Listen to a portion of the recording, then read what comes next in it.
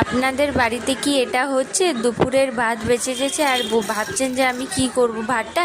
তাহলে এই ভিডিওটা অবশ্যই দেখুন। কিন্তু আমি দিয়ে দিলাম প্রথমেই সর্ষের তেল, ওর মধ্যে একটু সর্ষে, জিরে, আর দেব গিয়ে একটু বিরি কলাইয়ের ডাল আর লাহের ডাল, আর লবণ হলুদ দিয়ে দেবো পরিমাণ মতো। আর এখানে আছে একটা বাটা, যেটা হচ্ছে আদা রসুন আর সর্ষে বাটা, একটু পারা দেবো যাতে একটু ফ্লেভারটা আসে ভালো।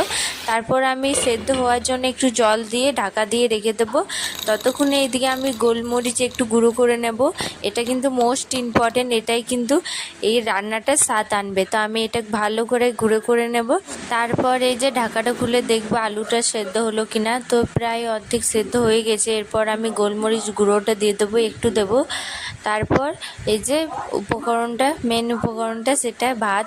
তো দিনেকার ভাত বেঁচেছিল, সেটা দিয়ে দিলাম। তারপর এটা ভালো